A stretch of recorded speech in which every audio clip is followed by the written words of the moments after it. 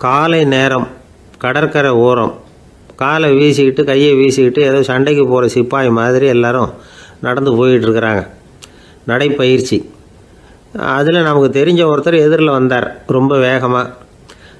என்ன சார் வாக்கிங்க அப்படின்னு கேட்டோம். அவரால் ஆமாம்னு பதில் சொல்ல முடியல. அவ்வளவு கஷ்டம். மூச்சு விடுறதுக்கே வாயை திறந்து மூடிகிட்டு இருக்கிறார். எங்கே பேசுறது? கொஞ்சம் நின்று நிதானித்து மூச்சு விட்டுட்டு அதுக்கப்புறம் சொன்னார் ஆமாம் அப்படின்னு. என்ன சார் இவ்வளவு வேகம்னோ? உங்கள் பேச்சை கேட்டுவிட்டு தான் சார் நடக்க ஆரம்பித்தோம். நீங்கள் தான் அடிக்கடி சொல்லிகிட்டு இருந்தீங்க நடக்கிறது நல்லதுன்னு. அன்னையிலேருந்து ஆரம்பிச்சுட்டேன். ஆனால் ரொம்ப கஷ்டமாக இருக்குது சார். இப்போ பாருங்கள், உங்கள்கிட்ட சுலபமாக பேசக்கூட முடியல, மூச்சு வாங்குது, உடம்பு கூட வலிக்கிறது மாதிரி இருக்குது அப்படின்னு அவர் பாட்டுக்கு பேச ஆரம்பிச்சிட்டார். உங்களை யார் சார் இவ்வளவு வேகமாக நடக்க சொன்னது? வேகத்தை குறைங்க, மெதுவாக நடங்க அப்படின்னோம். நீங்கள் நடக்கிறதுனால என்னென்ன சௌகரியம்னு அன்றைக்கி சொன்னீங்களே தவிர சௌகரியமாக நடக்கிறது எப்படின்னு சொல்லலையே அப்படின்னார் அவர். இன்னமும் லேசாக மூச்சு வாங்கிக்கிட்டே சொன்னால் கூட இவர் சொல்கிறதுலேயே ஒரு நியாயம் இருக்குது. அதனால் இந்த நடைப்பயிற்சி பண்ணுறவங்க கவனிக்க வேண்டிய சில முக்கியமான குறிப்புகள் இருக்குது. அது என்னென்னங்கிறத அவங்க தெரிஞ்சுக்கணும். அது தெரிஞ்சு வச்சுக்கிறது நல்லது. இதெல்லாம் மருத்துவ நிபுணர்கள் சொல்கிற குறிப்புகள். அவங்க என்ன சொல்கிறாங்க தெரியுமா? உங்கள் வயசு 40க்கு மேலேயா? உங்கள் எடை இருக்க வேண்டியதை விட 10 கிலோ அதிகமாக இருக்குதா? நீங்கள் புகை பிடிக்கிறவரா? இதய நோய், இரத்த நாள நோய், உயர் இரத்த அழுத்தம் இப்படி ஏதாவது உங்களுக்கு உண்டா? அப்படின்னா நீங்கள் உங்கள் இஷ்டத்துக்கு வரிஞ்சு கட்டிக்கிட்டு நடைப்பயிற்சி பண்ண ஆரம்பிச்சிடாதீங்க. முதல்ல ஒரு மருத்துவ பரிசோதனை பண்ணிக்கோங்க, அதுதான் நல்லது அப்படின்னு அவங்க சொல்கிறாங்க. நடக்கிறப்போ, உடற்பயிற்சி செய்கிறப்போ மார்பு பகுதியில் அல்லது வேறு எங்கேயாவது தொடர்ந்து வலி இருந்ததுன்னா பயிற்சியை நிறுத்தி விட்டு டாக்டரை போய் பார்க்கணும். நடைப்பயிற்சி பண்ணுறப்போ உங்கள் சக்திக்கு தகுந்த மாதிரி மெதுவாக அதிக கஷ்டம் இல்லாமல் முன்னேறலாம். அங்கே என்ன போட்டியாக வைக்கிறாங்க? முந்திக்கிட்டு போய் என்ன பண்ண போகிறோம்? பரிசாக வாங்க போகிறோம். அதனால் நிதானம் அவசியம் அப்படிங்கிறது அவங்க ஆலோசனை. தொந்தரவு கொடுக்காத ஷூ, ட்ரெஸ்ஸு இதுகளை உபயோகப்படுத்துங்க. பாதத்தில் ஆடு தசை இருக்குல்ல, அங்கே ஏதாவது பிரச்சனை இருந்ததுன்னா டாக்டரை பாருங்கள். அந்த பாதத்தில் வலி வரும் அந்த இடத்துல. வெயில் காலமாக இருந்தால் தலைக்கு தொப்பி வச்சுக்கோங்க. பனியில் நடந்தாலும் அப்படி தான். தலையை பத்திரமா பார்த்துக்குங்க. நம்மக்கிட்ட ஏதோ கொஞ்சம் உருப்படியாக தெரியறது அது தானே. உடற்பயிற்சிக்கு முன்னாடி பின்னாடி பயிற்சி செய்கிறப்போ நிறைய தண்ணி குடிக்கலாமா. முதல் 1 மாதத்துக்கு கொஞ்சம் தளர்த்தியாக சாவகாசமாக நடக்கலாம். மணிக்கு 3 அல்லது 4 கிலோமீட்டர் வேகம்னு வச்சுங்களேன். அதுக்கப்புறம் வேகத்தை அதிகப்படுத்தலாம். மணிக்கு 6 அல்லது 8 கிலோமீட்டர் அளவுக்கு நடக்கலாம். நல்லா கையை வீசிக்கிட்டு நடக்கணும். மூச்சு விடுற எண்ணிக்கை அதிகரிக்கணும். இது மாதிரி ஒரு 30 நிமிஷம் நடக்கலாம். தனியாக நடந்து போகிறதுக்கு உங்களுக்கு என்னமோ மாதிரி இருக்குதா? கூட யாரையாவது சேர்த்துக்குங்க. ஒரு குரூப்பாக சேர்ந்து போகலாம். நடக்கிறதுங்கிறத ஒரு சந்தோஷமான சமாச்சாரமாக ஆக்கிக்கணும். தினம் இப்படி நடக்க வேண்டி இருக்குதே அப்படின்னு புலம்பிக்கிட்டே போகக்கூடாது. சில பேர் நடக்கிறப்போ கடந்த காலத்தை அசை போட்டுக்கிட்டே போவாங்க. சில பேர் வருங்காலத்தை அசை போட்டுக்கிட்டே போவாங்க. சில பேர் முக்கியமான திட்டம்லாம் இப்படி நடக்கிறப்போ தான் தீர்மானம் பண்ணுவாங்க. நடக்கிறதுனால மன இறுக்கம் குறையுது, பரபரப்பு குறையுது, மன ஆற்றல் பெருகுது, தன்னம்பிக்கை வளருது, முதுமை தள்ளி போகுது, செயல்திறன் அதிகரிக்குது. இதை தவிர உடம்புக்கும் பல விதமான சௌகரியங்கள் ஏற்படுது. அதனால் இது வரைக்கும் நடக்க ஆரம்பிக்காதவங்க இனிமேல் இந்த குறிப்புகளை கவனத்தில் வச்சுக்கிட்டு நடக்க ஆரம்பிச்சுடலாம். சார்லஸ் லேம்ப் அப்படின்னு ஆங்கில இலக்கிய மேதை ஒருத்தர். அவர் ஒரு தரம் உடம்பு சரியில்லைன்னு டாக்டர்கிட்ட போனாராம். டாக்டர் அவரை பார்த்துட்டு, நீங்கள் தினமும் காலையில் வெறும் வயத்தில் நடக்கணும் அப்படின்னாராம். வெறும் வயத்தில் நடக்கிறதுக்கு நான் தயார், ஆனால் வயிறு கிடைக்கணுமே சார். யார் வயத்து மேலே நடக்கிறது டாக்டர் அப்படின்னு கேட்டாராம் இவர். தானத்தில் சிறந்தது எது அப்படின்னு ஒரு கேள்வியை கேட்டு, தானத்தில் சிறந்தது நிதானம் அப்படின்னு அதுக்கு ஒரு பதிலும் சொல்கிறவங்க உண்டு. நிதானம் ரொம்ப அவசியம். அதுவும் இன்றைய உலகத்துக்கு ரொம்ப அவசியம். இன்றைக்கி உலகம் ரொம்ப பரபரப்பாக போய்கிட்டு இருக்குது. பொறுமையாக இருக்கணும்னு நினைக்கிறவங்களால கூட அப்படி இருக்க முடியறதில்ல. பொறுமையை சோதிக்கிறது மாதிரி பல சம்பவங்கள். அதையெல்லாம் சந்திச்சே தீர வேண்டியிருக்குது. எங்கே போனாலும் க்யூவில் நிற்க வேண்டியிருக்குது. எங்கே போனாலும் காத்துக்கிட்டு இருக்க வேண்டியிருக்கு. ஆஃபீஸ்லேயோ வீட்லேயோ கூட நீங்கள் நிதானமாக பொறுமையாக நடந்துக்க தெரியலன்னா உங்களுக்கு சிடுமூஞ்சி, முசுடு இப்படிலாம் பேர் வச்சுருவாங்க. அது உங்களுக்கு தேவையா? சரி, வாழ்க்கையில் பொறுமைசாலின்னு பேர் வாங்கிறதுக்கு என்ன வழி? முதல் பாயிண்ட், நீங்கள் நினைக்கிறது, எதிர்பார்க்கறது, செய்கிறது எல்லாமே 100% கரெக்டாக நடக்கணும்னு ஆசைப்படக்கூடாது. எதுவாக இருந்தாலும் அதில் ஓரளவுக்கு தவறு நடக்கலாம் அப்படிங்கிறத எதிர்பார்த்தே இருக்கணும். ஓரளவுக்கு அதை அனுமதிக்கணும். ஒரு நண்பரை 6 மணிக்கு ஒரு இடத்துக்கு வர சொல்லியிருக்கிறீங்க, 6 மணிக்கு அவர் வரலை, உடனே பொறுமை இழந்து நடந்துக்கக்கூடாது. ஒரு 10 நிமிஷம் டிலே ஆகலாம். ஒரு வர்ற வழியில் பஸ்ஸு கூட ஏதாவது டிராஃபிக்கில் மாட்டியிருக்கலாம். அதெல்லாம் எதிர்பார்த்தே கொஞ்சம் காத்திருக்கிறதுல ஒன்றும் தப்பு இல்லை. சில சமயம் டிலே ஆகிறது கூட நல்லதாக முடியும். ஒரு பஸ்ஸை தவற விட்டுட்டு ஐயோ கொஞ்சம் ஒரு 2 நிமிஷம் முன்னாடி வந்திருந்தா பிடிச்சிருக்கலாமே அப்படின்னு தவிச்சிக்கிட்டு இருப்பாங்க சில பேர். அடுத்தபடியாக வர்ற பஸ்ஸு நேரடியாக நீங்கள் போக வேண்டிய இடத்துக்கே கொண்டு போய் விடுற பஸ்ஸாக கூட இருக்கலாம்.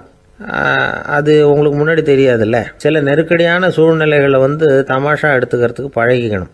சில இடங்களுக்கு போகிறப்ப காத்திருக்கிறதுக்கு நம்ம மனசை தயார்படுத்திக்கிட்டே போகணும். ஒரு ரயிலுக்கோ பஸ்ஸுக்கோ அல்லது விமானத்துக்கோ கப்பல் பிரயாணத்துக்கோ போகிறப்போ அங்கே போய் நீங்கள் மணிக்கணக்கில் கூட காத்துக்கிட்டு தான் இருக்கணும். புறப்படுற நேரம் கூட மாறலாம். நீங்கள் போய் சேர்ந்ததும் அது உடனே புறப்படணும்னு கட்டாயமாக என்ன? அது மாதிரி சமயத்தில் படிக்கிறதுக்குன்னு சில சுவாரஸ்யமான புத்தகங்களையும் கையில் எடுத்துக்கலாம். உங்களை சுற்றி எவ்வளவோ சுவாரஸ்யமான சம்பவங்கள் நடந்துக்கிட்டு இருக்குதுல்ல, அதையெல்லாம் வேடிக்கை பாருங்கள்.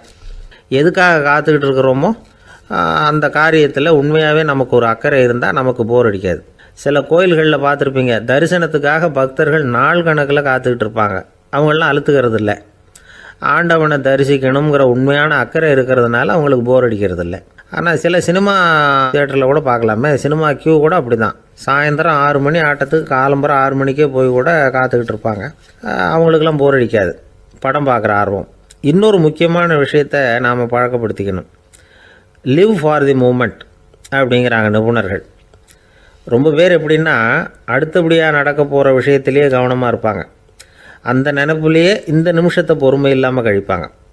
ஒருத்தர் இருக்கார், அவர் எப்படின்னா ஆஃபீஸ் முடியறதுக்குள்ளேயே சார் 5 மணிக்கெல்லாம் ரெடியாக இருங்க, நாம் அந்த ஹோட்டலில் போய் டிஃபன் சாப்பிட்ணும் அப்படின்னு 4 மணிலேருந்து சொல்லிகிட்டு இருப்பார். 4:55 பரபரப்பாக ஓடி வருவார். 2 பேரும் புறப்படுவோம், ஹோட்டலுக்கு போவோம், சாப்பிட்டுக்கிட்டு இருப்போம். அப்படி சாப்பிட்டுட்டு இருக்கிறப்பே சார் சாப்பிட்டு முடித்ததும் நேராக ஒரு ஜவுளி கடைக்கு போகிறோம் அப்படிம்பார். பரபரக்க சாப்பிட்டு முடிப்பார், புறப்படுவார்.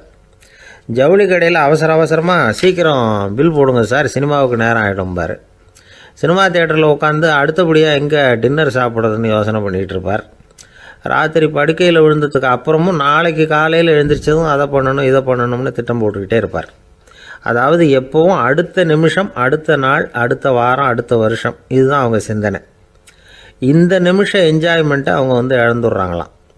அதனால தான் வாழ்நாள் பூரா பொறுமையின்மை, அவஸ்தை, அல்லல். அதனால் நாம் எல்லோரும் வாழ்க்கையில் நிதானமாக இருக்கிறதுக்கு கற்றுக்கணுமா. அதுக்காக இந்த நிதானத்துக்கு வேறு விதமான அர்த்தம் பண்ணிக்கக்கூடாது.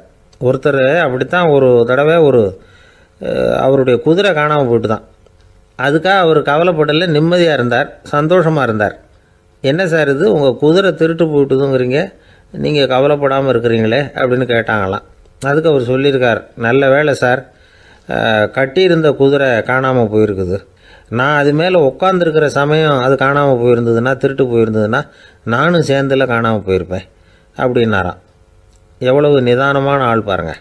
ஒரு ஊரில் ஒரு மன்னர் இருந்தார். ஒரு நாள் அவருடைய அரசவைக்கு ஒரு ஓவியன் வந்தான். அவன் சீனா தேசத்திலிருந்து வந்தவன், தாவோ சிந்தனையாளன். அவன் அங்கே மன்னர் முன்னாடி நிற்கிறான். யாரும் செய்ய முடியாத ஒரு காரியத்தை என்னால் செய்ய முடியும்னா. இவன் இப்படி சொன்னதை கேட்டதும் ஏற்கனவே அங்கே இருந்த அரசவை ஓவியன் ஒருத்தனுக்கு கோபம் வந்துட்டுது. இதோ பாரு, இப்படிலாம் பேசக்கூடாது, நான் வேணும்னா உன்னுடைய சவாலை ஏற்றுக்கிறேன் அப்படின்னா. நாம் 2 பேரும் ஓவியம் தீட்டுவோம், அதை பார்த்துட்டு நம்ம 2 பேரில் யார் சிறந்த ஓவியன் அப்படிங்கிறத மன்னரே தீர்மானம் செய்யட்டும், என்ன சொல்கிற அப்படின்னு கேட்டான் அவன். அவனும் சரின்னு ஒத்துக்கிட்டான். போட்டி ஆரம்பமாச்சு. அரசர் அவங்களுக்கு 2 சுவர்களை ஒதுக்கி கொடுத்தார். 6 மாத காலம் அவகாசம் கொடுத்தார். 2 ஓவியர்களும் அவங்கவுங்க வேலையை ஆரம்பித்தாங்க. இரவு பகலாக வேலை செய்ய ஆரம்பிச்சுட்டாங்க. 6 மாதம் முடிஞ்சது. அரசர் பார்த்தார். முதல்ல தன்னுடைய அரசவை ஓவியர் தீட்டியிருந்த ஓவியத்தை பார்த்தார். ரொம்ப பிரமாதமாக இருந்தது, பாராட்டினார். இதோ பாரு, உன்னுடைய ஓவியம் அற்புதமாக இருக்குது, உயிரோட்டம் உள்ளதாக இருக்குது, கலையின் உச்சமே இதுதான், இதை விட சிறந்த ஒரு ஓவியத்தை வேற யாராலையும் படைக்க முடியாது அப்படின்னார். அதுக்கப்புறம் அந்த சீன ஓவியன்கிட்ட போனார். எங்கே உன்னுடைய ஓவியம்னு கேட்டார். திரைச்சீலையை விலக்கி விட்டு பாருங்கன்னா மன்னர் அந்த திரைச்சீலையை விளக்குனார். உள்ளே ஓவியம் இருக்க வேண்டிய இடம் கண்ணாடி மாதிரி தெரிஞ்சுது. அவன் அந்த 6 மாத காலமாக அந்த சுவரை தேய்ச்சி தேய்ச்சி கண்ணாடி மாதிரி ஆக்கி வச்சிருக்கிறான். அதுக்கு நேராக எதிர் சுவரில் அரசவை ஓவியம் தீட்டின ஓவியம் இருக்குது. அது எதிரில் இருந்த இந்த கண்ணாடியில் பட்டு பிரதிபலிக்குது. மன்னர் யோசனை பண்ண ஆரம்பித்தார். அப்புறம் அந்த சீன ஓவியனை பார்த்து கேட்டார், இதை பாரு, நீ என்னுடைய ஆளை தோற்கடிச்சுட்ட அப்படிங்கிறதுல சந்தேகம் இல்லை. ஆனாலும் எங்களை ஏமாத்தி இருக்கிற, எந்த ஓவியமும் நீ வரையிலையே அப்படின்னார். அரசே, இதுதான் உண்மையான ஓவியம், உயிருள்ள ஓவியம். இது மனோபாவங்களை பிரதிபலிக்கும், மாறுகின்ற காலங்களை அப்படியே காட்டும் அப்படின்னா அந்த சீன ஓவியன். கையால் வரைகிற ஓவியங்களில் சலனம் இல்லை, கண்ணாடி அப்படி கிடையாது. சக்தியின் ஓட்டம் அதில் எப்பவும் இருந்துக்கிட்டே இருக்கும். கண்ணாடி மட்டுமே ஜீவன் உள்ள ஓவியமாக இருக்க முடியுங்கிறத அந்த சீன ஓவியன் தெரிஞ்சு வச்சிருந்தான். ஏன்னா அவன் ஒரு தாவோ சிந்தனையாளன். ஒவ்வொரு குழந்தையும் இந்த கண்ணாடியோடு தான் பிறக்குது. ஆனால் நாம் என்ன செய்கிறோம்னா ஓவியங்களை கண்ணாடி மீது பதிப்பிச்சு விடுறோம். கண்ணாடி நம்மளை பிரதிபலிக்குது. நம்முடைய அழகோ அவலட்சணமோ கண்ணாடியை பாதிக்கிறது இல்லை. ஏன்னா அதுக்கு மனம் கிடையாது. கடந்து போன வினாடியை பற்றி அது சிந்திக்கிறது இல்லை. அடுத்த கணத்தை பற்றின எதிர்பார்ப்பும் அதுகிட்ட கிடையாது. அதுதான் பற்றற்ற நிலை. மனிதனுக்கு தேவைப்படுறது அதுதான். கண்ணாடிக்கிட்ட இருந்து நாம் கற்றுக்கொள்ள வேண்டிய பாடம் இது. வாழ்க்கையில் மனிதர்களை நேசிக்கலாம், உலகின் அழகையெல்லாம் பிரதிபலிக்கலாம், ஆனால் எதையும் பற்றி கொண்டு விடக்கூடாது அப்படிங்கிறது பெரியவர்கள் அறிவுரை. துயரம்ங்கிறது பற்றுக்களின் சாயை. கண்ணாடி முன்னாடி நிற்கிறப்போவெல்லாம் நமக்கு இந்த ஞாபகம் வரணுமா. ஒரு குடும்ப தலைவர் ஒரு நாள் காலையில் விடிஞ்சு எழுந்திரிச்சதும் சத்தம் போட்டார்.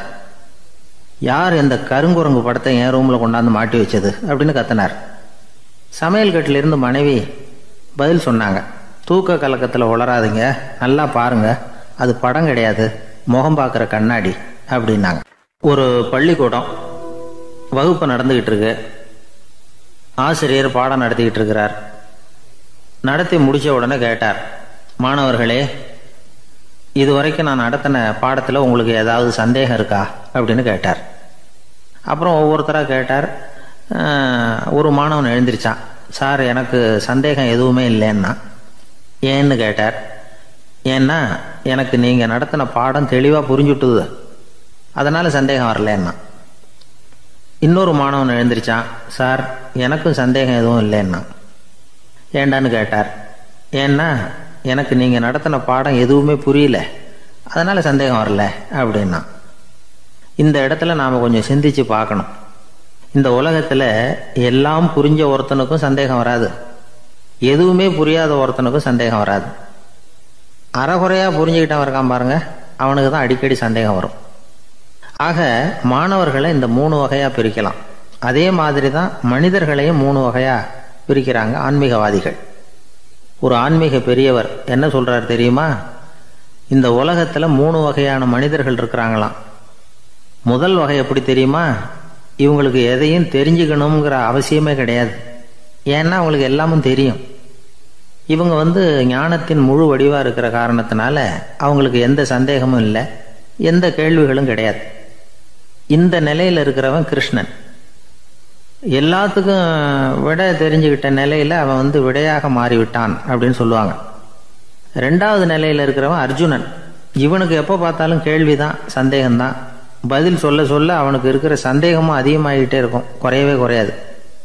அர்ஜுனன் மாதிரி உள்ளவங்க எப்பவும் கேள்வி கேட்டுக்கிட்டே இருப்பாங்க.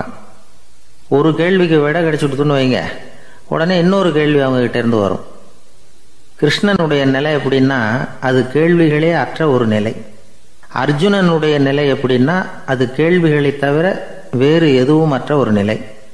இவங்களை தவிர இன்னொரு ஆள் இருக்கிறான், அவனுக்கும் கேள்விகள் அற்ற ஒரு நிலை தான். அவன் யாருன்னா துரியோதனன். இவனுக்கு தெரிஞ்சுக்கணுங்கிற எண்ணமே சுத்தமாக கிடையாது. ஆவலே இல்லைங்கிறதுனால அதை புரிஞ்சுக்கணுங்கிற அவசியமும் இல்லை. அதனால் அவனுக்கு கேள்விகள் அற்ற ஒரு நிலையில் அவன் இருந்துகிட்டு இருக்கிறான். எல்லா பதிலும் தெரிந்து கொண்ட நிலையில் கிருஷ்ணனும் கேள்விகள் அற்ற நிலையில் இருக்கிறான். தெரிஞ்சுக்கணுங்கிற ஆவலே இல்லாத துரியோதனனும் கேள்விகள் அற்ற நிலையிலே இருக்கிறான். இப்படியும் இல்லாமல் அப்படியும் இல்லாமல் 2ம் கெட்டான் நிலையில் இருக்கிறானே, அவன் தான் அர்ஜுனன். அதனால் பெரியவங்கள்லாம் என்ன சொல்கிறாங்கன்னா, இந்த உலகத்தில் அர்ஜுனன்களாக இருக்கிறவங்க ஒன்று துரியோதனனாக மாறிடணும், இல்லைன்னா கிருஷ்ணனாக மாறிடணும். இதை தவிர வேற வாய்ப்பு இல்லை. துரியோதனன் மாதிரி உள்ளது விலங்கு நிலை, கிருஷ்ணன் மாதிரி உள்ளது தெய்வ நிலை. அர்ஜுனன் விலங்காவும் ஆக முடியல, தெய்வமாகவும் ஆக முடியல. இப்படி ரெண்டும் கெட்டானா இருக்கிற வரைக்கும் இந்த கேள்விகளும் பிரச்சனைகளும் இருந்துக்கிட்டே தான் இருக்கும். இதுதான் பெரியவர்கள் சொல்லுகிற அனுபவ உண்மை. ஒரு ஆசிரியர் ரொம்பவும் விரிவாக விளக்கமாக பாடம் நடத்தின பிறகு, மாணவர்களே ஏதாவது சந்தேகம் இருந்தால் கேளுங்கன்னாராம். ஒரு மாணவன் எழுந்திரிச்சான். சார், எனக்கு ஒரு சந்தேகம்னா. என்னன்னு கேட்டார். இது வரைக்கும் என்ன பாடம் சார் நடத்துனீங்க அப்படின்னா அந்த பையன். ஒரு ஊரில் ஒருத்தர் இருந்தான்.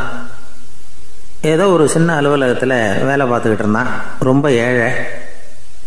வர்ற கொஞ்சம் வருமானத்தை வச்சு வாழ்க்கையை ஓட்டிகிட்டு இருந்தான். ஒரு நாள் தெரு வழியாக அவன் நடந்து வந்துக்கிட்டு இருக்கிறான். தெருவில் ஒரு காசு கிடந்தது. அதை பார்த்துட்டான். அது குனிஞ்சு எடுத்தான். அது ஒரு பழங்கால காசு. அந்த காசு நடுவில் ஒரு துளை இருந்தது, அதாவது துளையிட்ட நாணயம். பழங்காலத்தில் புழக்கத்தில் இருந்த ஒரு நாணயம் அது. துளையிட்ட நாணயம் கிடச்சிதுன்னா ரொம்ப நல்லது, அது அதிர்ஷ்டம் அப்படின்னு ஒரு நம்பிக்கை உண்டு. இவன் கையில் அது கிடைச்சதும் ரொம்ப சந்தோஷப்பட்டான். இனிமேல் என்னுடைய கஷ்டம்லாம் தீரப்போகுது, அதிர்ஷ்டம் என்னை தேடி வரும், நான் பணக்காரன் ஆகிடுவேன் அப்படின்னு சொல்லிட்டு அந்த காசை தன்னுடைய கோட்டு பையில் பத்திரமா போட்டு வச்சுக்கிட்டான். அடிக்கடி அதை தொட்டு பார்த்துக்கிறது உண்டு, வெளியில் எடுக்க மாட்டான்.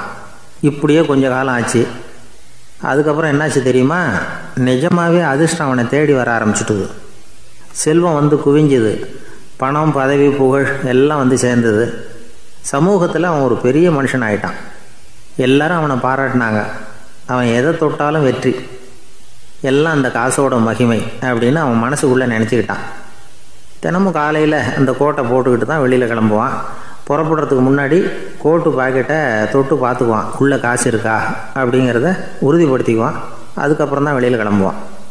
இப்படியே பல வருஷம் ஓடி போச்சு. ஒரு நாள் அவனுக்கு அந்த ஆசை வந்துட்டுது, அதாவது அந்த துளையிட்ட நாணயத்தை எடுத்து கண்ணால் பார்க்கணும் அப்படின்னு. காலையில் சாப்பிட்டுக்கிட்டு இருந்தான். அப்போ தன்னுடைய மனைவிகிட்ட சொன்னான், ரொம்ப நாளைக்கு அப்புறம் என்னுடைய அந்த நாணயத்தை இன்றைக்கி வெளியில் எடுத்து பார்க்க போகிறேன்னா. என்னத்துக்கு அது, இப்போ அதை பார்க்க வேணாமே அப்படின்னு மெதுவாக இழுத்தாங்க அந்த அம்மா. இல்லை நான் பார்த்தே தீரணும் அப்படின்னு அவன் தன்னுடைய சட்டை பைக்குள்ளே கையை விட்டான். உள்ளே இருந்த நாணயத்தை வெளியில் எடுத்தான். பார்த்தா அவனுக்கு ஆச்சரியமாக போச்சு. அந்த நாணயத்தில் துளையே இல்லை. என்ன ஆச்சு அப்படின்னு சொல்லி அவன் ரொம்ப குழம்பி போயிட்டான். இப்போ அந்த அம்மா சொன்னாங்க, நான் தான் ஒரு நாள் உங்கள் கோட்டு ரொம்பவும் தூசியாக இருக்கேன்னு சொல்லி அதை ஜன்னலுக்கு வெளியில் உதறினேன். உள்ளே இருந்த அந்த காசு அப்போ எனக்கு தெரியாது, ஞாபகத்தில் இல்லை. அது தெருவில் விழுந்துட்டது போல இருக்கு. அதுக்கப்புறம் எவ்வளவோ தேடி பார்த்தேன், கிடைக்கல. அதுக்குள்ளே அதை யாரோ எடுத்துகிட்டு போயிட்டாங்க போல இருக்கு. அது இல்லைங்கிறது உங்களுக்கு தெரிஞ்சால் வருத்தமாக இருக்குமேங்கிறதுக்காக நான் தான் வேற ஒரு நாணயத்தை எடுத்து சட்டை பைக்குள்ளே வச்சுட்டேன் அப்படின்னு விவரத்தை சொன்னாங்க அந்த அம்மா. இது எப்போ நடந்ததுன்னு கேட்டான். உங்களுக்கு அந்த காசு கிடைச்சதே அன்னைக்கு மறுநாளே இது நடந்து போச்சு அப்படின்னாங்களாம். இதை கொஞ்சம் யோசனை பண்ணி பாருங்க. அவனுக்கு அதிர்ஷ்டத்தை கொடுத்தது அந்த நாணயம் இல்லை, அவனுடைய நம்பிக்கை, அதாவது தன்னம்பிக்கை. அதுதான் வேலை செஞ்சிருக்கு. இதிலிருந்து நாம் தெரிஞ்சுக்க வேண்டியது என்னென்னா, வாழ்க்கையில் முன்னேற நினைக்கிறவங்களுக்கு தன்னம்பிக்கை ரொம்ப முக்கியம். அது இல்லைன்னா முன்னேற முடியாது. ஒருத்தன் சொன்னானா, நான் எப்போவுமே என்ன தான் சார் நம்புவேன், மற்றவங்கள நம்ப மாட்டேன். நேற்றுக்கு பாருங்கள், திடீர்னு 10 பேர் என்னை அடிக்க வந்துட்டாங்க, நான் ஒருத்தனாகவே அதை சமாளித்தேன் அப்படின்றான் ரொம்ப பெருமையாக. அது எப்படின்னு கேட்டாங்களாம். ஒரே ஓட்டமாக அங்கேருந்து ஓடி வந்துட்டேன் அப்படின்னு நானா. வாழ்க்கையில் ரொம்பவும் அடிபட்டு அல்லல் போட்டுக்கிட்டு இருக்கிற ஒருத்தர் வந்தார். மனசு ரொம்பவும் நொந்து போய் பேசினார். இந்த உலகத்தில் மனுஷனாக பிறந்ததை விட மாடாக பிறந்திருக்கலாம் சார் அப்படின்னார். திடீர்னு என்கிட்ட இப்படி சொன்னால் அதுக்கு நான் என்னங்க பண்ண முடியும் அப்படின்னேன். உங்ககிட்ட வரணும்னு தோணுச்சு, அதனால் வந்தேன் அப்படின்னார். சரிங்க, இப்படி ஒரு யோசனை வந்ததுக்கு என்ன காரணம் அப்படின்னு சொல்லி அவர்கிட்ட கேட்டேன். அதுக்கு அவர் சொன்னார், என் பையனுக்கு வேலை தேடுறேன் கிடைக்கல, பொண்ணுக்கு மாப்பிள்ளை தேடுறேன் கிடைக்கல, வீடு கட்டுறதுக்கு கடன் கேட்குறேன் கிடைக்கல, மாடாக பிறந்திருந்தா இது மாதிரி கவலையெல்லாம் கிடையாதுல்ல, பேசாமல் வைக்கோலை தின்னுக்கிட்டு அசை போட்டுக்கிட்டே கடந்து விடலாமே அப்படின்னார் அலட்சியமாக. அதுக்கப்புறம் தான் அவர் சொன்ன கருத்தை நானும் கொஞ்சம் அசைப்போட ஆரம்பித்தேன் மனசுக்குள்ளே. இப்போது இயற்கையை பொறுத்த வரைக்கும் அது நாம் எல்லாரும் மகிழ்ச்சியாக வாழணும் அப்படின்னு தான் விரும்புது. விலங்குகள், பறவைகள், தாவரங்கள், அப்புறம் மற்ற உயிரினங்கள் எல்லாமும் நல்லபடியாக இருக்கணும் அப்படிங்கிறது தான் இயற்கையோட விருப்பம். அதில் ஒன்றும் சந்தேகம் இல்லை. இயற்கையோட அமைப்பை கொஞ்சம் கவனித்து பார்த்தா அதை நாம் நல்லா புரிஞ்சுக்கலாம். இருந்தாலும் இந்த ஆள் சொன்னதை கேட்ட பிறகு தான் ஒரு முக்கியமான வேறுபாடு புரிஞ்சுது. அதாவது இந்த உலகத்தில் உள்ள முக்கியமான பிரச்சனைகள் 6. அந்த 6 பிரச்சனைகளும் ஆடு மாடுகளுக்கு கிடையாது, மரம் செடி கொடிகளுக்கு கிடையாது. ஆனால் மனுஷன் அந்த 6 பிரச்சனைகளையும் சந்திக்க வேண்டியிருக்கு. சரி, அந்த 6 பிரச்சனைகள் என்னென்ன தெரியுமா? முதல்ல இந்த ஆடு மாடுலாம் நமக்குன்னு சொந்தமாக ஒரு வீடு இல்லையே அப்படின்னு கவலைப்பட்டுக்கிட்டு இருக்கிறதில்ல. ஆனால் மனிதனுக்கு வீடு தேவைப்படுது. இது ஒரு வித்தியாசம். இப்போ 2வது பிரச்சனை என்னென்னா ஆடை பிரச்சனை. ஒரு கோழியோ சேவலோ நாம் போட்டுக்கிறதுக்கு ஒரு சட்டை இல்லையே அப்படின்னு கவலைப்படுறதில்ல. ஆனால் மனுஷனுக்கு அந்த கவலை உண்டு. சரி, இப்போ 3வது என்னன்னு பார்த்தா கல்வி பிரச்சனை. ஒரு பசுமாடு கவலையோடு நின்றுக்கிட்டு இருக்கு அப்படின்னு வச்சுக்குவோம். நீங்கள் அதுக்கிட்ட போய் ஏன் பசுமாடை கவலையோடு நின்றுக்கிட்டு இருக்கிற அப்படின்னு கேட்குறீங்க. என் கண்ணுக்குட்டிக்கு எல்கேஜியில் இடம் கிடைக்கல, டொனேஷன் கொடுக்கறதுக்கு கையில் பணமும் கிடையாது, சிபாரிசுக்கு யாரை பிடிக்கிறதுன்னு தெரியல, இப்படியா சொல்லிகிட்டு இருக்கோம். அதுக்கு அந்த கவலையெல்லாம் கிடையாது. ஆனால் மனிதனுக்கு அந்த கவலை உண்டு. 4வது என்னன்னு பார்த்தீங்கன்னா வேலை வாய்ப்பு பிரச்சனை. வேலை கிடைக்கலையே அப்படின்னு வேப்ப மரம் கவலைப்படுறதில்ல, ஆனால் மனுஷன் கவலைப்படுறான். 5வது என்னன்னு பார்த்தா கல்யாண பிரச்சனை. எருமை மாடு பசுமாடு எல்லாம் பொண்ணுக்கு மாப்பிள்ளை தேடிட்டாலே இது பேப்பரில் மணமகன் தேவை அப்படின்னு விளம்பரமாக கொடுக்குது, அதெல்லாம் கிடையாது. 6வது என்னன்னு பார்த்தீங்கன்னா பணம் சம்பந்தமான பிரச்சனை. ஆடு மாடுலாம் பணத்தை சேமிக்கணும்னோ ஏதாவது நிதி நிறுவனத்தில் முதலீடு பண்ணணும்னோ நினச்சிக்கிட்டு இருக்கிறதில்ல. பணத்தை எப்படி காப்பாற்றுறது அப்படிங்கிற கவலையும் அதுகளுக்கு கிடையாது. குதிரை குளம்போடு பிறகுது, அதனால் அது காடு மேடெல்லாம் கவலை இல்லாமல் தெரியலாம். ஆடு உடம்பில் ரோமத்தோடு பிறகுது, அதனால் அது குளிரை பற்றி கவலைப்பட வேண்டிய அவசியம் இல்லை. ஆனால் மனுஷனை பார்த்திங்கன்னா அவன் தான் ஒன்றும் இல்லாமல் பிறக்கிறான். ஏன் இந்த பாகுபாடு அப்படின்னு கேட்டால் இதை பற்றி கொஞ்சம் சிந்திச்சு பார்க்கணும். அதாவது இந்த சந்தேகத்தை ஒரு பெரியவர்கிட்டையும் கேட்டேன். அவர் சொன்னார் இதுக்கு பதில். அவர் இதே கேள்வியை இயற்கை கிட்ட கேட்டாராம். இயற்கை பதில் சொல்லிச்சான். வேறு யாருக்கும் கொடுக்காத ஒரு வலுவான கருவியை, ஒரு பவர்ஃபுல் வெப்பன் மனுஷனுக்கு கொடுத்துருக்குறேனே, அந்த கருவியை உபயோகப்படுத்தி அந்த 6 பிரச்சனை மட்டும் இல்லை 6 கோடி பிரச்சனைகள் இருந்தாலும் அதையெல்லாம் சமாளிக்கலாம். அது கருவி என்ன தெரியுமா? அதுதான் 6வது அறிவு. அதை உபயோகப்படுத்தினா காலுக்கு செருப்பு தயார் பண்ணிக்கலாம், குளிருக்கு போர்வை தயார் பண்ணிக்கலாம், என்ன வேணும்னாலும் செய்யலாம் அப்படின்னு இயற்கை பதில் சொல்லிச்சான். அதனால் நாம் செய்ய வேண்டியது என்னென்னா இயற்கையை முதல்ல சரியாக புரிஞ்சுக்கணும். இயற்கையின் படைப்பையே நாம் சரியாக புரிஞ்சுக்கிறது இல்லையே, அதுதான் வேதனை. இந்த கதையை கேளுங்க. இப்போ நகரத்திலேருந்து ஒரு ஆள் கிராமத்துக்கு வந்தான். அங்கே ஒரு சிறுவன் மாடு மேய்ச்சிக்கிட்டு இருந்தான். நகரத்து ஆள் சொன்னான், எவ்வளோ அழகான பசு, அது சரி இதுக்கெல்லாம் ஏன் கொம்பு இல்லைன்னா.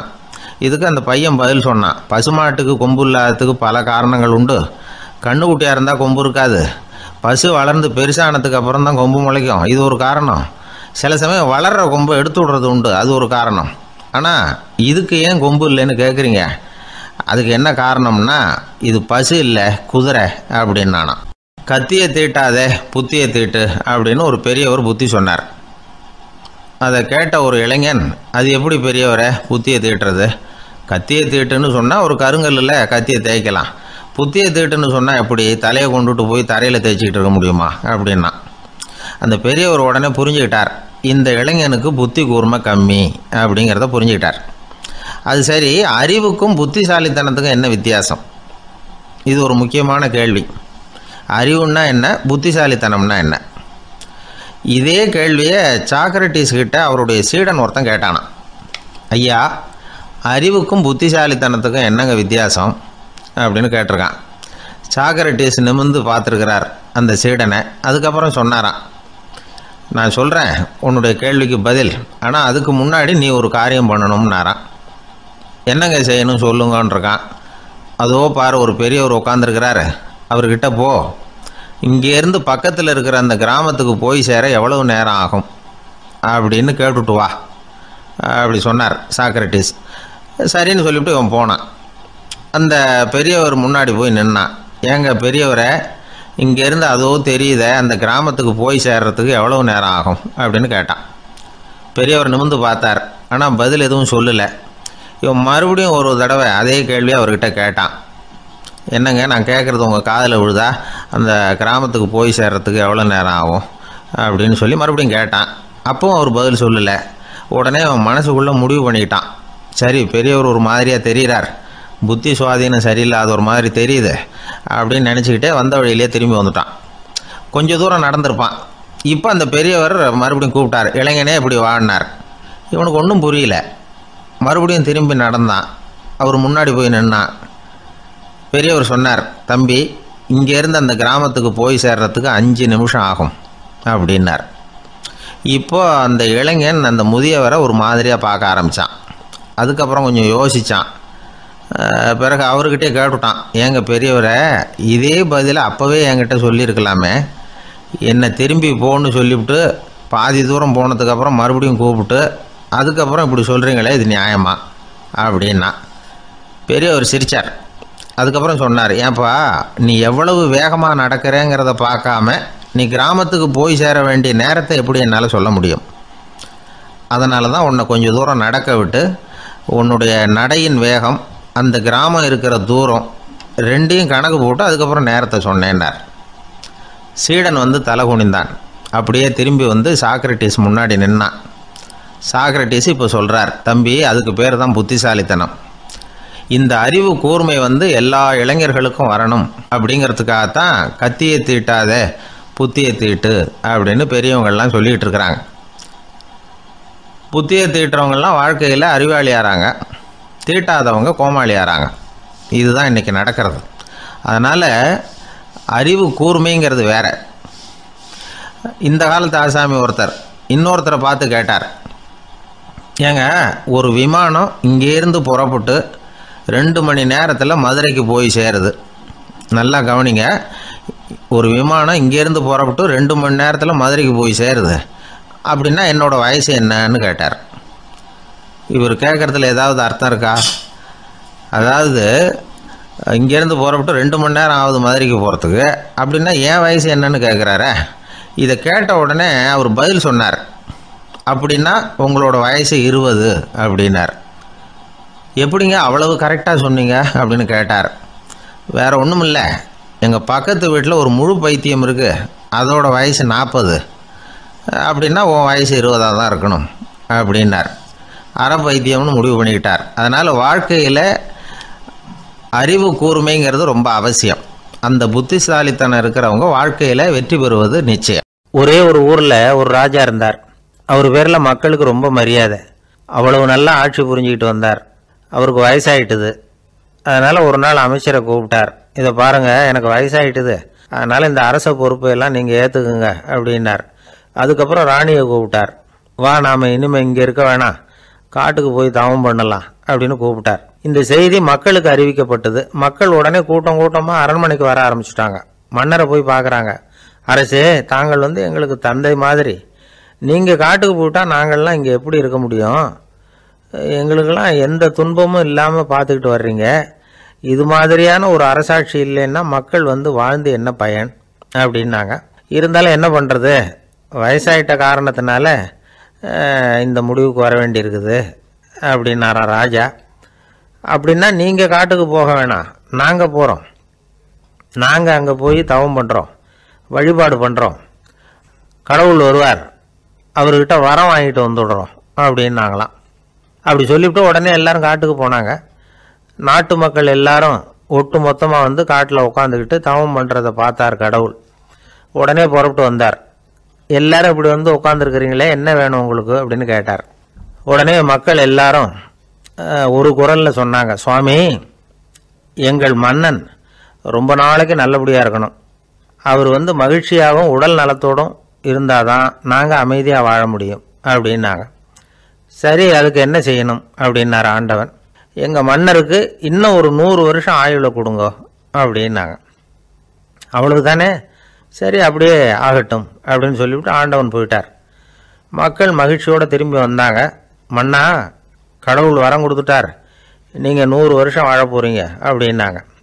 இதை கேட்டதும் ராணி ராஜாவை வணங்கி நான் தவம் செய்ய போகிறேன் அப்படின்னு புறப்பட்டாங்க. உடனே மக்கள் என்ன நினச்சாங்க தெரியுமா?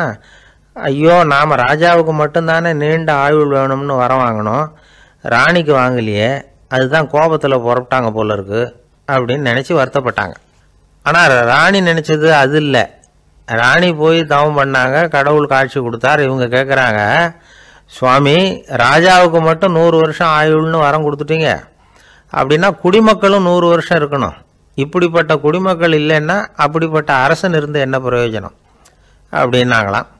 ஆண்டவன் பார்த்தார், சரி அவங்களும் 100 வருஷம் வாழ்வாங்க, அது மட்டும் இல்லை நீயும் 100 ஆண்டு காலம் வாழ வரமளிக்கிறேன் அப்படின்னு சொல்லிவிட்டு மறைஞ்சிட்டார். இதில் ஆண்டவன் வர்றதும் மறையிறதும் முக்கியம் இல்லை. இதில் கவனிக்க வேண்டியது ஆள்கிறவனின் விசால மனம், குடிமக்களின் விசால மனம், ஆள்கிறவன் மனைவியினுடைய விசால மனம். இப்படி ஒரு நாடு இருந்துட்டுதுன்னா எப்படி இருக்கும் வாழ்க்கை நினச்சி பாருங்கள்.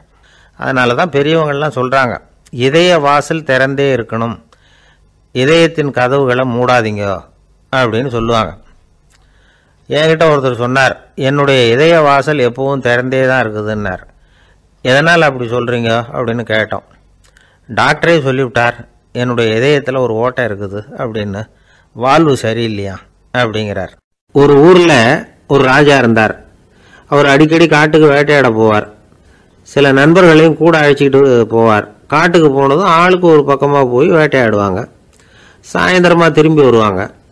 மறுநாள் அரண்மனையில் உட்காந்து ஒவ்வொருத்தரும் அவங்க அனுபவங்களை எல்லாம் சொல்லிக்குவாங்க. அவங்க வீரத்துக்கு தகுந்த மாதிரி பரிசை அந்த ராஜா கொடுப்பார். இது மாதிரி ஒரு தடவை எல்லாரும் வேட்டைக்கு போயிட்டு திரும்பி வந்ததும் உட்காந்து பேச ஆரம்பிச்சிருக்கிறாங்க. ஒருத்தன் சொன்னான், தன்னுடைய வீர செயலை பற்றி அளக்க ஆரம்பிச்சிட்டான். ஏன்னா அதுக்கு பரிசு கிடைக்க போகுதில்ல, அதனால். அவன் என்ன சொன்னான் தெரியுமா? அரசே, நேற்றுக்கு காட்டில் என்னாச்சு தெரியுமா? எனக்கு நேராக ஒரு சிங்கம் வாயை திறந்துக்கிட்டு வந்துட்டுது. நான் பயப்படவே இல்லை. உடனே ஒரு கல்லை எடுத்து குறி பார்த்து வீசினேன். சிங்கத்து வாய்க்குள்ளே போய் அந்த கல் மாட்டிக்கிட்டுது. அவ்வளவுதான். அந்த சிங்கம் என்னை பார்த்துட்டு பயந்துட்டு ஒரே ஓட்டமாக திரும்பி ஓடி போயிட்டுது அப்படின்னா. ஆஹா பலே அப்படின்னு எல்லாரும் கை தட்டினாங்க. ரெண்டாவது ஆள் ஒருத்தன் எழுந்திரிச்சான். அவன் சொல்ல ஆரம்பித்தான், அரசே, நான் போன வழியில் 2 பெரிய மலைப்பாம்பு கிடந்தது, என்னை முழுங்கிறதுக்கு வந்தது. நான் என்ன பண்ணேன் தெரியுமா? அந்த 2 பாம்போட வாலையும் ஒன்றா சேர்த்து முடிச்சு போட்டுட்டேன். அவ்வளவுதான். அது அங்கே இழுக்க இது இங்கே இழுக்க முடிச்சு நல்லா இறுகி போட்டுது அப்படின்றான். ஆஹா அற்புதம்னு சொல்லி எல்லாரும் கை தட்டினாங்களாம். அடுத்தபடியாக 3வது ஆள் ஒருத்தன் வந்தான். அவன் சொல்ல ஆரம்பித்தான், மன்னா, நான் போன பாதையில் குறுக்க ஒரு ஆறு, அதில் இறங்கி குளித்தேன். யாரோ காலை பிடிச்சி இழுக்கிறது மாதிரி இருந்தது. திரும்பி பார்த்தா ஒரு பெரிய முதலை. நான் உடனே அப்படியே ஒரு துள்ளல் துள்ளி அது முதுகில் போய் உக்காந்துக்கிட்டேன். அதை அப்படியே கரைக்கு நீந்த வச்சேன். கரைக்கு வந்து சேர்ந்ததும் அப்படியே ஒரே துள்ளி குதித்து கரைக்கு வந்துட்டேன் அப்படின்றான். அவன் தன்னுடைய வீரத்தை அப்படி சொல்லியிருக்கான். அடடா எப்பேற்பட்ட வீரம் அப்படின்னு எல்லாரும் கை தட்டினாங்களாம். 4வது ஆள் எழுந்திரிச்சான். மன்னா, நான் போன இடத்துல ஒரு கரடி வந்து என்னை துரத்த ஆரம்பிச்சுட்டுது. நான் ஒரு மலை உச்சிக்கு வந்துட்டேன். அதுக்கப்புறம் ஒரு அடி எடுத்து வச்சாலும் அதில் பாதாளத்தில் விழ வேண்டியது தான். அந்த நேரம் பார்த்து ஒரு பெரிய ராட்சச கழுகு அந்த பக்கமாக பறந்து வந்தது. நான் உடனே அப்படியே உயர எழும்பி அந்த கழுகோட காலை பிடிச்சிக்கிட்டேன். அப்படியே தொங்கிக்கிட்டே வந்தேன். ஒரு நல்ல இடம் வந்ததும் தொப்புன்னு கீழே குதிச்சு நடந்து வந்துட்டேன்னா. இதுக்கும் எல்லாரும் கை தட்டுறாங்க. கடைசியாக ஒரு ஆள் எழுந்திரிச்சான். அரசே, நான் வந்து போன வழியில் ஒரு பெரிய யானை குறுக்க வந்தது. பயங்கரமாக சத்தம் போட்டுக்கிட்டே வந்தது. நான் பயந்து ஓடலை. உடனே என்ன பண்ணேன் தெரியுமா? அந்த யானையோட வாலை பிடிச்சி தூக்கினேன். தலைக்கு மேலே தூக்கி கரன்னு சுற்றினேன். வேகமாக சுற்றி வீசி எறிஞ்சேன். அவ்வளவுதான். அதே ஸ்பீடில் அந்த யானை மேலே போக ஆரம்பிச்சுட்டுது. இன்னும் கூட அது போய்கிட்டே தான் இருக்குது, கீழே விழவே இல்லைன்னா. இதை கேட்டதும் ராஜாவுக்கு கோபம் வந்துட்டுது. என்னை என்ன முட்டாள்னு நினச்சிக்கிட்டு பேசுறியா? யானையை வந்து நீ வாழை பிடிச்சி தூக்குன, ஆக நான் நம்பணுமா அப்படின்னார். உடனே இவன் பணிவாக பதில் சொன்னான், அரசே, ஒரு சிங்கத்து வாயில் கல் மாட்டிக்கிட்டதை நம்புறீங்க, மலைப்பாம்பு வாழை பிடிச்சி முடிச்சு போட்டதை நம்புறீங்க, முதல்ல முதுகில் சவாரி பண்ணதையும் நம்புறீங்க, கழுகு காலை பிடிச்சிக்கிட்டு பறக்கிறதையும் நம்புறீங்க. அப்படி நம்புறப்ப நான் சொன்னதை மட்டும் நம்பக்கூடாதா அப்படின்னு கேட்டானான். பொய் சொன்னவங்கெல்லாம் தலையை தொங்க போட்டுக்கிட்டாங்களாம். ராஜா அவங்கள பார்த்து சொன்னாராம், நீங்கள் எல்லாரும் என்னை முட்டாளாக்கி இருக்கிறீங்க. கடைசியாக பேசின இவன் தான் எனக்கு உண்மை எது பொய் எதுங்கிறத புரிய வச்சிருக்கிறான். இவன் தான் உண்மையான தைரியசாலி அப்படின்னு சொல்லி அவனுக்கே பரிசையெல்லாம் கொடுத்து பாராட்டினாராம். இப்படி ஒரு கதை. உண்மையை நிலைநாட்டுகிறவன் தான் உண்மையான வீரன் அப்படிங்கிறத இதிலிருந்து நாம் புரிஞ்சுக்கணும். இந்த காலத்துல எல்லாம் பொய் சொன்னாதான் பிழைக்க முடியுங்கிறது ஒரு சில பேரோட நம்பிக்கை. ஒரு அப்பாவுக்கு தன் மகனுக்கு பொய் சொல்ல தெரியலையேங்கிற கவலை.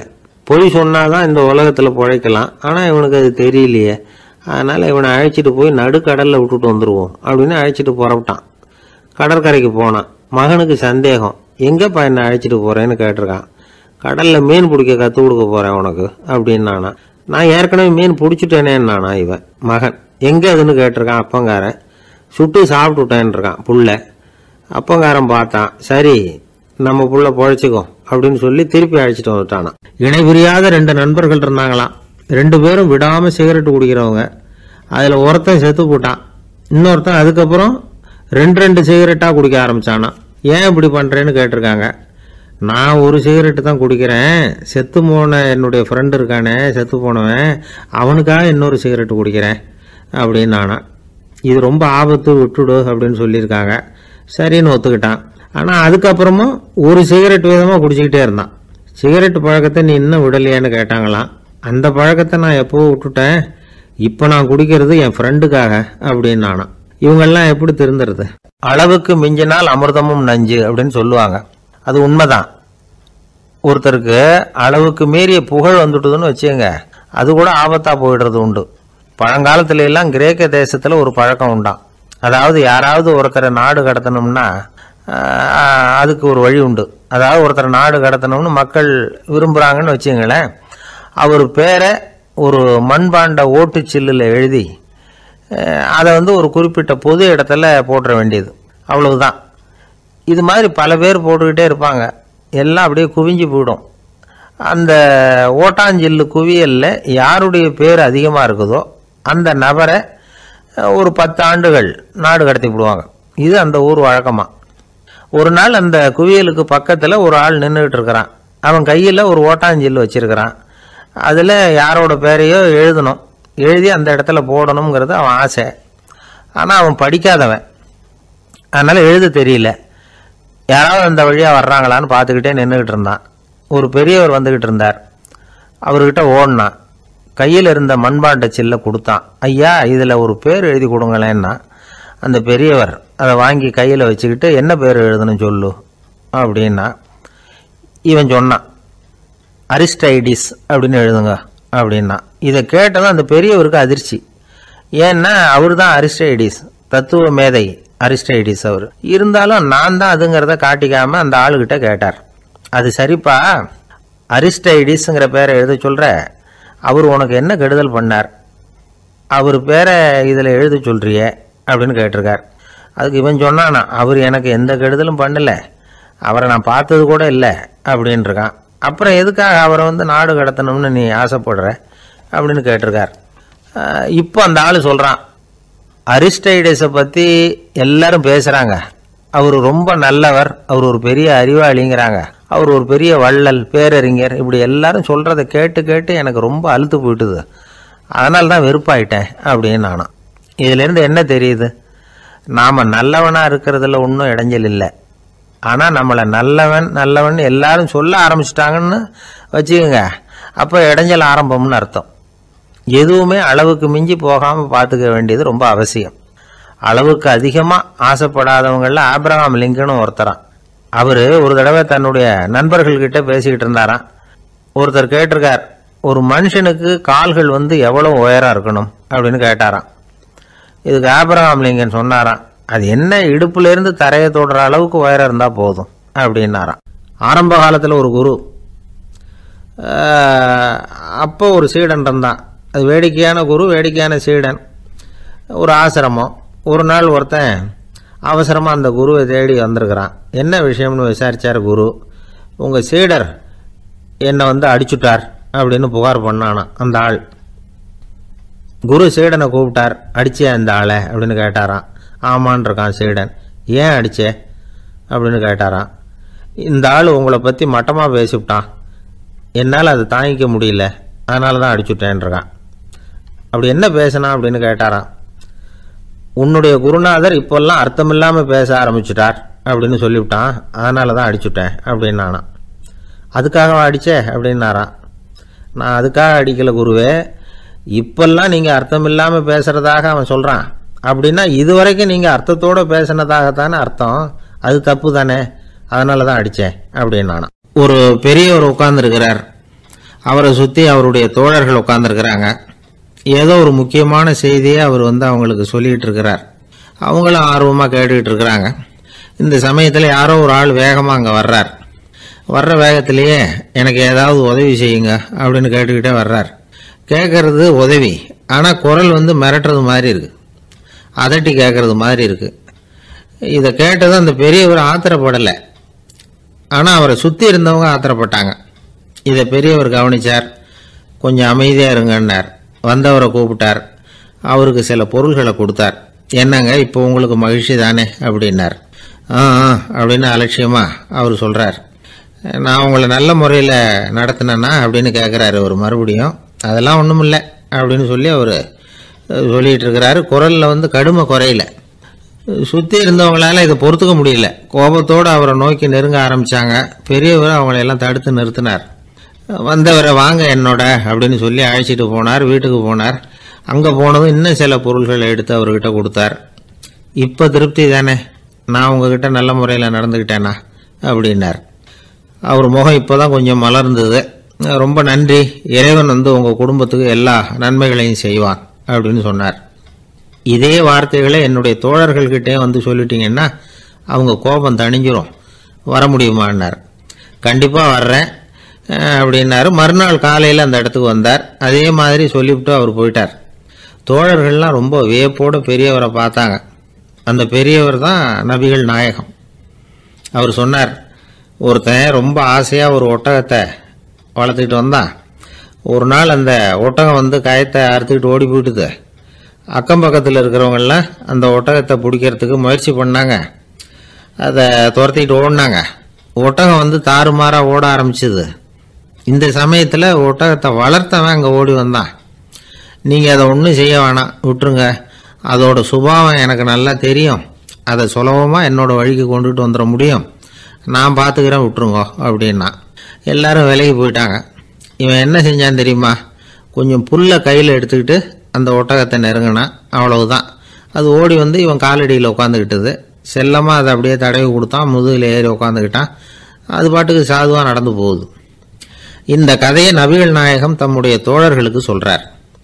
ஒட்டகத்தை மட்டும் இல்லை, சில மனிதர்களையும் கூட சில விதத்தில் அணுகி தான் அவர்களை சீர்திருத்த வேண்டியிருக்குது அப்படிங்கிறத அவங்களுக்கு உணர்த்தினார். இது ஒரு அழகான உளவியல் அணுகுமுறை. சில குடும்ப தலைவர்கள் கூட இந்த ஒட்டகம் மாதிரி நடந்துக்கிறது உண்டு, அப்புறம் அடங்கி போகிறதும் உண்டு. ஒரு குடும்ப தலைவர் காலையில் எழுந்திரிச்சதுலேருந்து சத்தம் போட்டு கத்திக்கிட்டு இருப்பார். பக்கத்தில் இருந்தவங்கெல்லாம் ஓடி போய் சமாதானம் பண்ணி பார்த்தாங்க. அவர் ஓயறது மாதிரி தெரியல. கடைசியில் அவர் மனைவி வந்தாங்க. நீங்கள் எல்லாம் விலகி போயிடுங்க, அவர் சுபாவம் எனக்கு தெரியும், நான் பார்த்துக்கிறேன் அப்படின்னாங்க.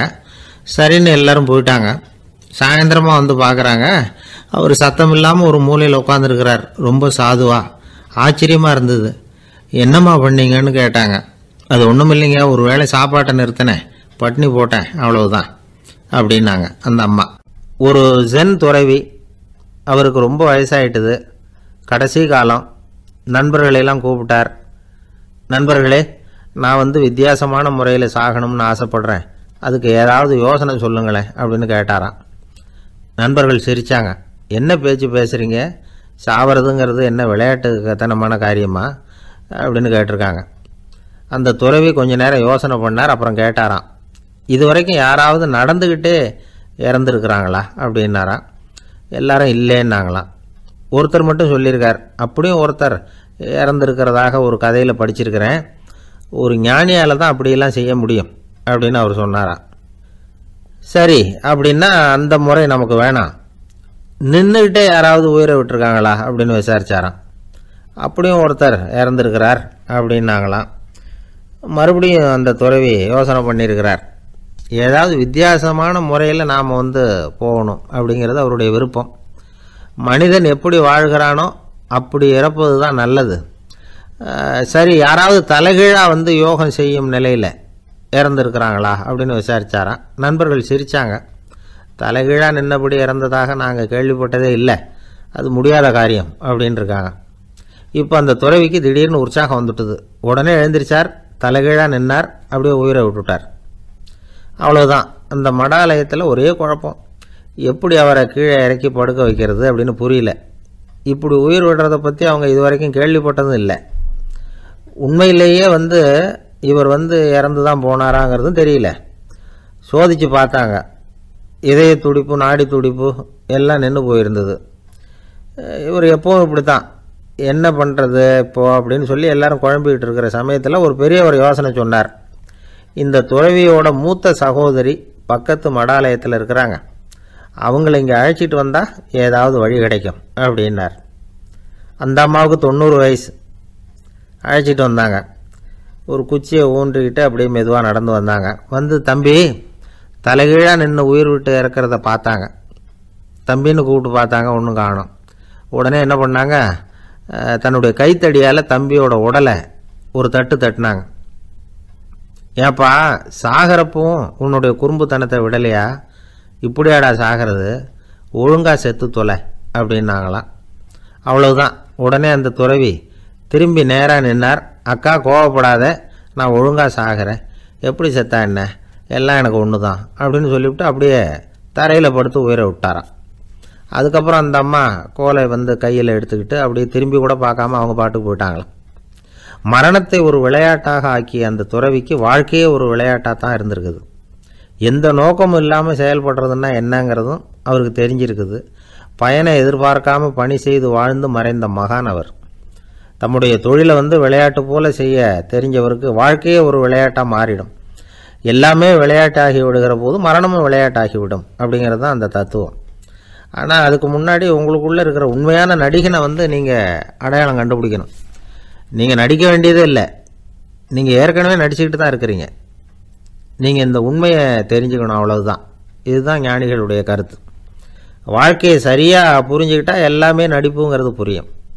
கல்யாண பத்திரிக்கை அனுப்பியிருந்தேனே, ஏன்டா வரலன்னு கேட்டான் ஒருத்தன். வந்திருந்தேனே அப்படின்னானா இவன். டேய், ஏன்டா போய் சொல்கிற, நான் பத்திரிக்கையே உனக்கு அனுப்பலையே அப்படின்ட்டுருக்கான் அவன். அதுக்கு இவன் சொன்னானா, பத்திரிக்கை அனுப்புனேன்னு நீ போய் சொல்கிறப்போ கல்யாணத்துக்கு வந்தேன்னு நான் போய் சொல்லக்கூடாதா அப்படின்னானா. விவசாயிகள் அவங்க விவசாயம் முன்னேறி இருக்கிற அளவுக்கு விவசாயிகளுடைய வாழ்க்கை தரம் முன்னேறலை. அந்த அளவுக்கு அவர்கள் நாட்டுக்காக உழைச்சிக்கிட்டு இருக்கிறாங்க. அந்த காலத்திலே அதை பற்றி ஒரு கதை சொல்கிறது உண்டு. ஒரு வயசான ஆள் நிலத்தில் ஏறு உழுதுகிட்டு இருந்தாராம். கிழிஞ்சு போன ஒரு சின்ன துண்டை தான் இடுப்பில் கட்டியிருந்தாராம். தலையில் ஒரு கந்தலை சுற்றி இருந்தார். உடம்பு பூரா சேரு, ரொம்ப ஏழை. ஏறு ஓட்டிகிட்டு இருக்கிறவர் வேறு எப்படி இருப்பார்? இருந்தாலும் அந்த ஆள் ரொம்ப ஜாலியாக பாட்டு பாடிக்கிட்டே ஏறு உழுதுகிட்டு இருந்தாராம்.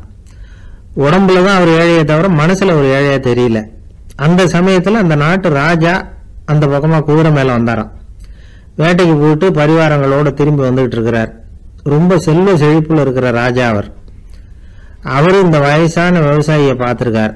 இந்த ஆள் ரொம்பவும் ஏழைங்கிறது அவர் பார்த்தாவே பளிச்சுன்னு தெரியுது. கட்டிக்கிறதுக்கு நல்ல துணி இல்லை, உடம்போ இழைச்சி போயிருக்குது, வயது முதுகில் போய் ஒட்டிகிட்டு இருக்கு, கண்ணு குழு விழுந்து போயிருக்குது. ஆனாலும் முகத்தை பார்த்தா சந்தோஷமாக இருக்கிற மாதிரி இருக்கு. இவ்வளவு உற்சாகமாக பாடிக்கிட்டு இருக்கிறாரே அப்படின்னு ஆச்சரியமாக நினச்சி பார்த்தார் அந்த ராஜா. சரி, அவர்கிட்ட கொஞ்சம் பேச்சு கொடுத்து பார்க்கலாம் அப்படின்னு முடிவு பண்ணார்.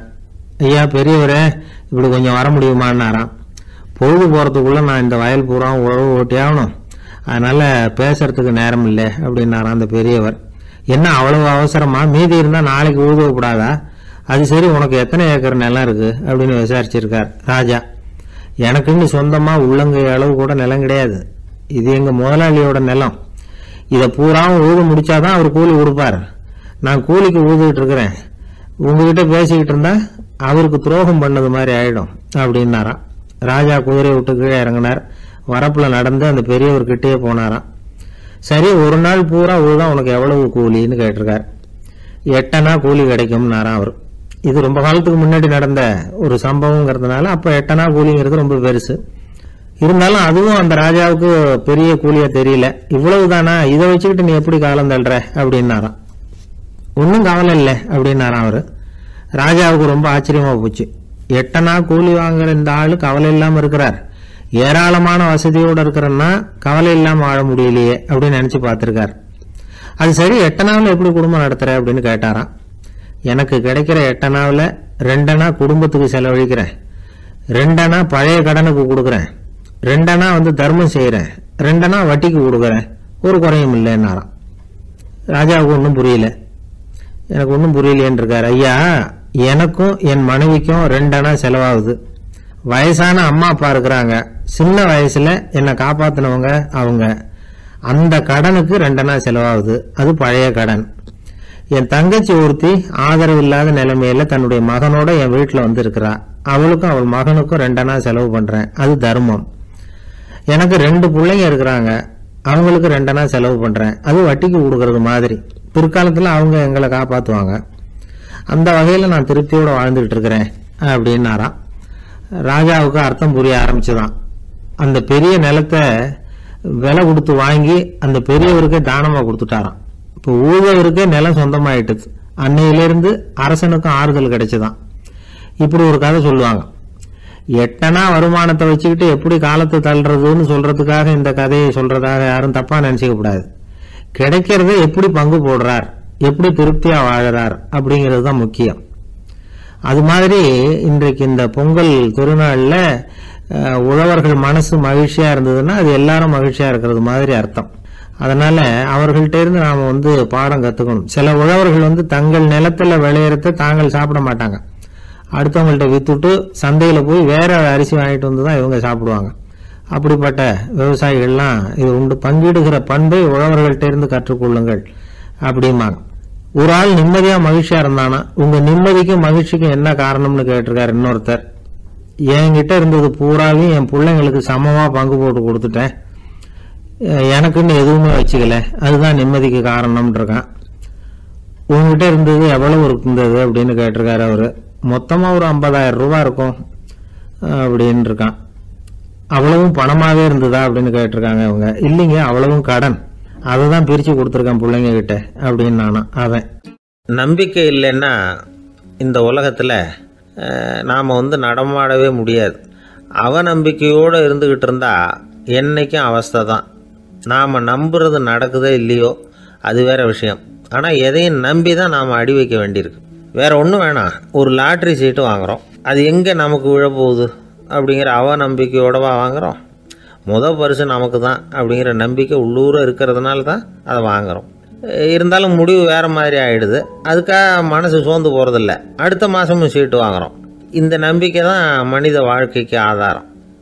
ஒரு கடையில் போய் டீ சாப்பிட்றீங்க, அந்த டீ நல்ல டீ தானா, அதில் விஷம் கலந்துருக்குமா அப்படிங்கிற சந்தேகம் வந்துட்டுதுன்னு வச்சுங்க. அதுக்கப்புறம் அதை எப்படி நீங்கள் சாப்பிட முடியும்? நம்பி தான் சாப்பிட்ணும். ரயில் ஒழுங்காக போய் சேருங்கிற நம்பிக்கை இருக்கிறதுனால தான் அதில் ஏறி உட்காடுறோம். லெட்டர் ஒழுங்காக போய் சேருங்கிற நம்பிக்கை இருக்கிறதுனால தான் பெட்டியில் போடுறோம். சரி, நம்ம கதையெல்லாம் நம்மளோட இருக்கட்டும். மனித நம்பிக்கை எந்த அளவுக்கு உறுதியாகவும் அறிவுபூர்வமாகவும் இருக்கணுங்கிறதுக்கு அலெக்சாண்டர் வாழ்க்கையில் நடந்த ஒரு சம்பவத்தை உதாரணமாக சொல்லலாம். இந்த உலகத்தையே ஜெயிக்கணும்னு புறப்பட்டார் அலெக்சாண்டர். ஒரு கட்டத்தில் அவர் சிட்னஸ் நதி கரைக்கு சேர்ந்தார். அந்த சமயத்தில் அவருக்கு கடுமையான நோய் வந்துட்டுது. அவர் கூடவே வந்திருந்த கிரேக்க வைத்தியர்கள் என்னென்னமோ முயற்சியெல்லாம் பண்ணி பார்த்தாங்க.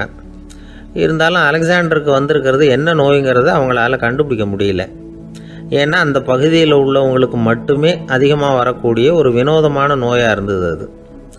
ஆனால் அவர் இருக்கிற இடம் எதிரியோட இடம், பாரசீக மன்னனோட ஆளுகைக்கு உட்பட்ட இடம். என்ன பண்ணுறது அப்படின்னு எல்லாரும் யோசனை பண்ணாங்க.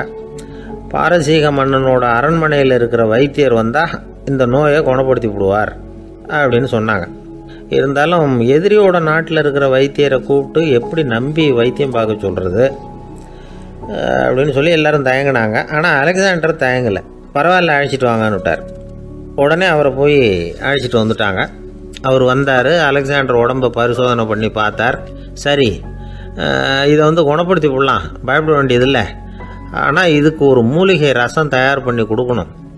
நான் போய் அதை தயார் பண்ணிவிட்டு 2 நாளில் திரும்பி வந்துடுறேன் அப்படின்னு சொல்லிவிட்டு போனார் அந்த வைத்தியர். அதே மாதிரி 2 நாளில் திரும்பி வந்தார் மூலிகை ரசத்தோட. இதுக்கு இடையில் அலெக்சாண்டரோட தளபதிகளில் ஒருத்தர் ரகசியமாக ஒரு எச்சரிக்கை கடிதம் கொடுத்து அனுப்பியிருக்கிறான். அதை வாங்கி என்ன விஷயம்னு பார்த்தார். இப்போ உங்ககிட்ட வந்திருக்கிற எதிரி நாட்டு வைத்தியரை நம்பாதீங்க, அவன் கொண்டுகிட்டு வந்திருக்கிற மூலிகை ரசத்தில் விஷம் கலந்துருக்குது அப்படின்னு அதில் எழுதியிருக்கு. அதை பார்த்தார் அலெக்சாண்டர். இருந்தாலும் கொஞ்சம் கூட அலட்டிக்கல. வைத்தியர் கொடுத்த மருந்தை வாங்கி கடகடன்னு குடிச்சுட்டு அதுக்கப்புறம் அந்த கடிதத்தில் இருந்த விஷயத்தை அந்த வைத்தியர்கிட்ட சொன்னார். வைத்தியர் திகைச்சு போயிட்டார். தன் மேலே அலெக்சாண்டர் வச்சிருக்கிற நம்பிக்கையை பார்த்து அவருக்கு ரொம்ப வியப்பு. வைத்தியர் உண்மையிலேயே நல்ல மருந்து தான் கொண்டுகிட்டு வந்து கொடுத்துருக்கிறார், அதில் விஷம்லாம் எதுவும் கலக்கலை. அதுக்கப்புறம் அலெக்சாண்டர் அந்த வைத்தியரை பார்த்து சொன்னாராம், நம்பிக்கைங்கிற அச்சாணியை ஆதாரமாக வச்சுக்கிட்டு தான் இந்த உலகம் சுற்றிக்கிட்டு இருக்குது. எனக்கு எதிரியாக இருந்தாலும் பாரசீக மன்னர் ரொம்ப பெரியவர். அப்பேற்பட்ட மன்னருடைய அரண்மனை வைத்தியர் தொழில் நேர்மை இல்லாதவராக இருக்க மாட்டார். அப்படி இருந்தால் அவரை அரண்மனை வைத்தியராக வச்சிருக்கவே மாட்டாங்க அப்படின்னு நம்பினேன். என்னுடைய நம்பிக்கை வீண் போகலை அப்படின்னாராம். இதுதான் மானுட நம்பிக்கைங்கிறது. இந்த காலத்துலேயும் இது மாதிரி இந்த மானுட நம்பிக்கையை ரொம்பவும் சாமர்த்தியமாக கையாளுகிற கெட்டிக்காரங்க சில பேர் இருக்கிறாங்க. இந்த காலத்து குரு, அவருக்கு ஒரு சிஷ்யன். குரு முன்னாடி அந்த சிஷ்யன் ரொம்ப பணிவாக நின்று, குருவே உங்கள் கையால் விஷத்தை கொடுத்தாலும் அதை வாங்கி மடமடன்னு குடிச்சிருவேன் அப்படின்னா. உன்னுடைய குரு பக்தியை மெச்சினேன் அப்படின்னார் குரு. அதுக்கு அந்த சிஷ்யன், அப்படி இல்லை குருவே, உங்ககிட்ட சிஷ்யனாக இருக்கிறத விட உங்கள் கையால் விஷத்தை வாங்கி குடிச்சு விடுறது ரொம்ப நல்லது, அதனால தான் அப்படி சொன்னேன் அப்படின்னா. ரொம்ப நாளைக்கு முன்னாடி ஒரு நாள் கோவலன் நாடகம் நடந்தது. எங்கள் மதுரையில் நடந்தது. அதில் ஒரு முக்கியமான கட்டம். கண்ணகி கிட்ட சிலம்பை வாங்கிக்கிட்டு அதை விற்கிறதுக்காக மதுரை நகருக்கு புறப்படுறான் கோவலன். அந்த சமயத்தில் கண்ணகி பாடுற மாதிரி ஒரு நாடக பாடல் நாடக ஆசிரியர் எழுதினது. அது என்ன பாட்டுன்னா, மா பாவியோர் கூடி வாழும் மதுரைக்கு மன்னா போகாதீர் என்று அப்படின்னு ஆரம்பிக்கும் அந்த பாட்டு. இதுதான் அந்த பாட்டு. இதை கண்ணகி மேடையில் பாடின உடனே கூட்டத்தில் சலசலப்பு. நம்ம ஊர்லேயே நமக்கு முன்னாடியே நின்றுக்கிட்டு மா பாவியோர் கூடி வாழும் மதுரை அப்படின்னு சொல்கிறாங்களே, என்ன தைரியம் அப்படின்னு எல்லாம் குழப்பம் பண்ண ஆரம்பிச்சிட்டாங்க. மக்கள் சத்தம் போட ஆரம்பிச்சிட்டாங்க. எதிர்ப்பு குரல் அது பாட்டுக்கு வர வர அதிகமாக போட்டுது. கொண்டுக்கிட்டு வா அந்த நாடக ஆசிரியரை, எழுதுனது யார் அப்படின்னு ஒரே சத்தம், கூச்சல். வேறு வழி இல்லை. மெதுவாக மேடைக்கு வந்தார் அந்த நாடக ஆசிரியர். 4 பக்கத்திலிருந்தும் கேள்வி கணைகள். மக்களை பார்த்து கொஞ்சம் அமைதியாக இருங்கோ அப்படின்னு சொல்லிவிட்டு தன்னுடைய விளக்கத்தை சொல்ல ஆரம்பித்தார் அந்த நாடக ஆசிரியர். மா அப்படின்னு சொன்னால் திருமகளாகிய லட்சுமி அப்படின்னு அர்த்தம். பா அப்படின்னா கலைமகளாகிய சரஸ்வதி. வி அப்படின்னா மலைமகளாகிய பார்வதி. மா பாவியோர் அப்படின்னா திருமகளும் கலைமகளும் மலைமகளும், இவங்க மூவரும் அப்படின்னு அர்த்தம். இந்த 3 பேரும் வாழ்கின்ற மதுரை புனிதம் நிறைந்தது, சகல செல்வங்களும் நிறைஞ்சது. அப்படிப்பட்ட ஊரில் நான் அணிந்து கொள்ளும் இந்த சாதாரண சிலம்பை யார் வாங்கிக்குவாங்க அப்படிங்கிற எண்ணத்தோடு தான் கண்ணகி அப்படி சொல்கிறா. அதை நினச்சி தான் நான் எழுதினேன். ஆகவே மதுரையை ரொம்ப சிரமப்படுத்தணும், ரொம்ப மோசமாக எழுதணும் அப்படிங்கிற எண்ணம்லாம் எனக்கு கிடையாது. பெருமைப்படுத்தணும்னு நினச்சி தான் அப்படி எழுதினேன் அப்படின்னு விளக்கம் கொடுத்தாராம். இந்த விளக்கத்தை கேட்டதும் எல்லாரும் ரொம்ப சமாதானம் ஆயிட்டாங்களாம். இப்படி விளக்கம் கொடுத்த அந்த நாடக ஆசிரியர் யார் தெரியுமா? அவர் தான் தமிழ் நாடக உலகின் முதல் ஆசான் சங்கரதாஸ் சுவாமிகள். அவருக்கு நகைச்சுவை உணர்வும் அதிகம். 1920ஆம் ஆண்டு திருநெல்வேலியில் அவர் தங்கியிருக்கிறார் நாடகம் நடத்துறதுக்காக. அவர் தங்கியிருந்த வீட்டில் கொசு மூட்டை பூச்சி அதிகமாக இருந்திருக்கு. அவரால் தூங்கவே முடியல. அவர் அனுபவித்த தொல்லைகள் ஒரு பாட்டாக உருவாச்சு. வேடிக்கையாக ஒரு பாட்டு எழுதினாராம்.